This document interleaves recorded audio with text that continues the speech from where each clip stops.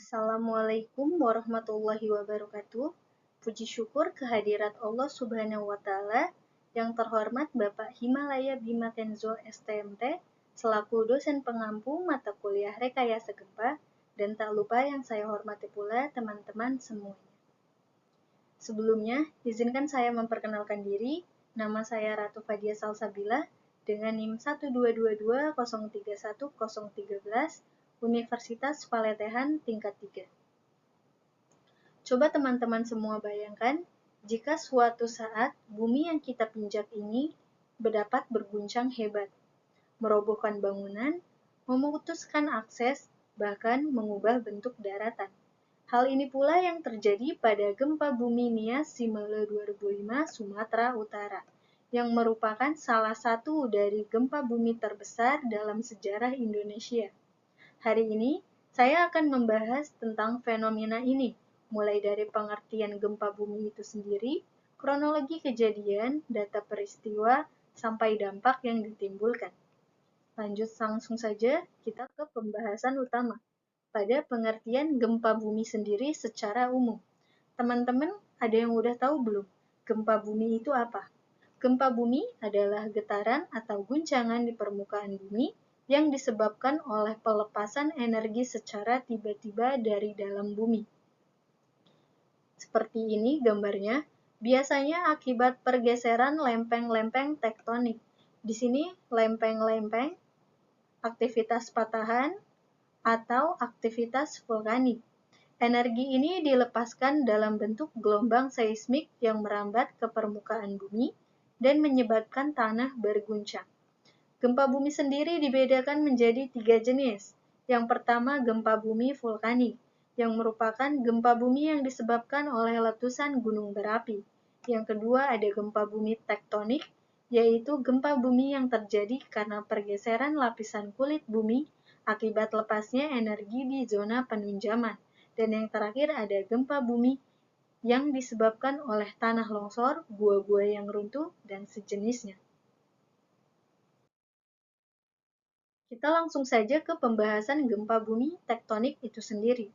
Gempa bumi tektonik itu yaitu lempeng tektonik tumbukan lempeng Indo-Australia ke bawah lempeng Eurasia. Di sini lempeng Indo-Australia ke bawah lempeng Eurasia. Ini yang disebut dengan gempa bumi tektonik. Jadi, kenapa saya bahasnya tentang gempa bumi tektonik? Karena pada kasus gempa bumi Nias ini termasuk ke dalam gempa bumi tektonik, yaitu dia akibat pergerakan atau tumbukan antar lempeng tektonik, tepatnya lempeng Indo-Australia dan menunjam ke bawah lempeng Eurasia, Sunda Plate di zona subduksi Sumatera. Jadi, gempa tektonik itu terjadi akibat pergeseran lempeng tektonik yang menyebabkan akumulasi dan pelepasan energi besar dari dalam bumi.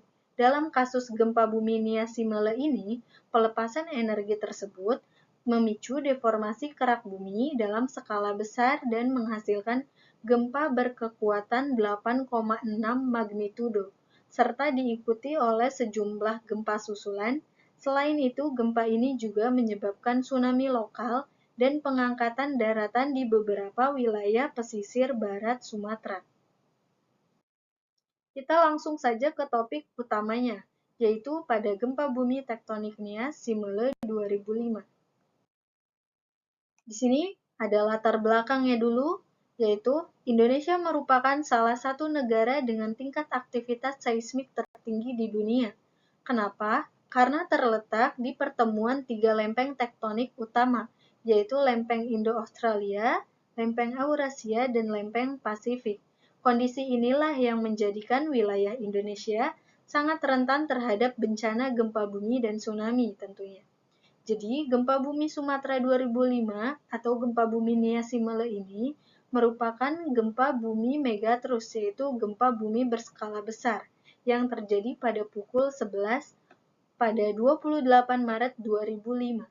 Gempa ini dipicu oleh pergerakan mendadak pada bidang subduksi antar lempeng yang seperti saya sebutkan tadi, seperti gempa bumi tektonik, tepatnya di segmen yang terletak antara Pulau Nias dan Simele ini.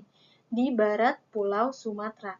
Juga ada kasus pada gempa ini juga dipicu karena gempa sebelumnya pada bulan Desember, yaitu pada 2004 gempa bumi tsunami Samudra Hindia yang terjadi di Aceh. Total korban tewas pada gempa ini sebanyak 1.314 orang, termasuk 1.000 orang tewas di Pulau Nias, 100 orang tewas di Pulau Simele, 200 tewas di Pulau Kepulauan, dan 3 orang tewas serta 40 luka-luka di kawasan Melambo. Tsunami setinggi 3 meter juga merusak pelabuhan dan bandara di Simele. Ketinggian tsunami sendiri setinggi 2 meter pada terpantau di pantai barat Nias dan 1 meter di Singkil Melabo, Sumatera Utara. Adapun di sini rangkaian peristiwa gempa Nias Simele ini. Yang pertama karena dipicu oleh pergesekan mendadak pada bidang subduksi antara lempeng Indo-Australia dan lempeng Eurasia seperti gempa tektonik tadi.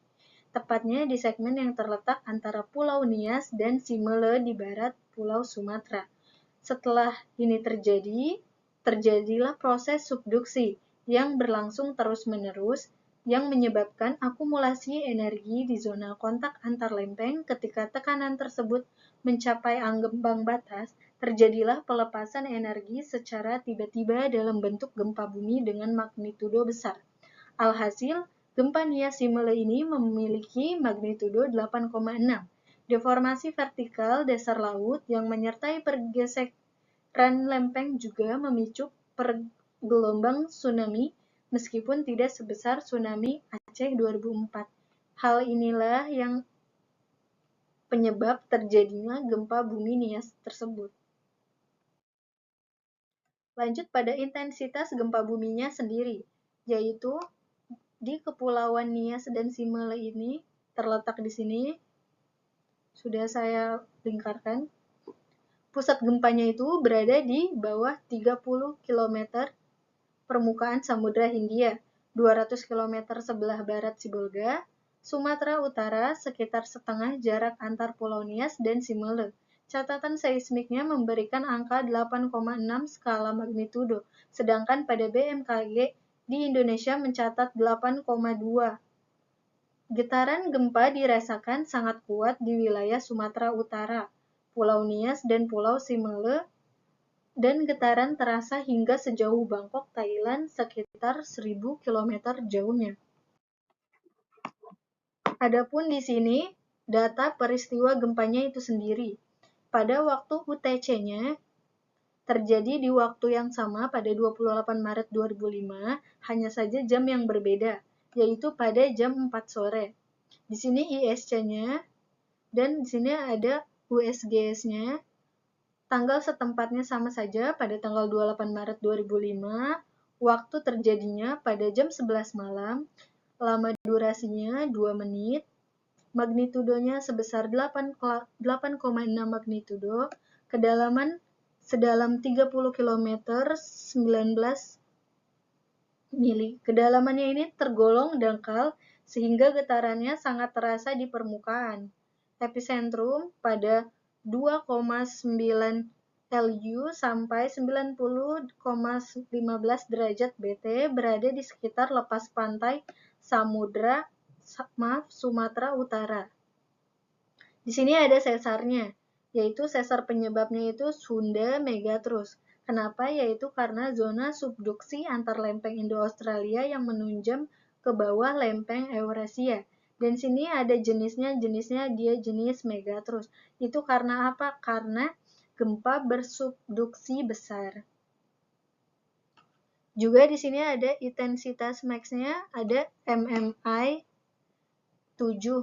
Tergolong parah. Kenapa dia disebut MMI 7? Ada yang udah tahu belum? MMI itu apa?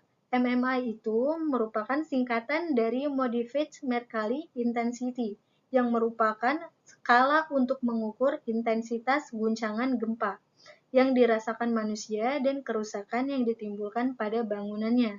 Beda dengan magnitudo yang mengukur energi gempa, MMI ini lebih ke dampak nyata di permukaannya. Makanya dia tergolongnya 7, tergolongnya parah. Disebut tergolong parah itu karena bangunan mulai rusak parah, orang sulit berdiri, banyak dinding retak atau roboh. Lanjut, terjadi tsunami juga setinggi 3 meter di Pulau Simele, tanah longsor juga, dan di sini korban jiwa 915 sampai 1.314 orang tewas, juga 340 sampai 1.146 luka-luka. Di sini ada pun dampak dan kerusakannya. Total korban tewas yang seperti saya sudah sebutkan sebelumnya pada latar belakang. Jadi, dampaknya itu kerusakan parah terjadi pada pemukiman penduduk, fasilitas umum, serta infrastruktur penting seperti jalan, jembatan, rumah sakit, sekolah, dan tempat ibadah. Selain itu, jaringan listrik, air bersih, dan komunikasi juga mengalami gangguan serius yang menghambat proses evakuasi dan bantuan darurat. Gempa Nia Simele ini juga memicu gelombang tsunami yang tadi disebutkan mencapai ketinggian 1 hingga 3 meter di beberapa wilayah Sumatera Barat termasuk Pulau Simele dan Sumatera Utara. Di sini ada beberapa foto dampak dari kerusakan, fasilitas, dan lain-lainnya. Di sini pun ada evakuasi korban jiwa yang sedang dilakukan.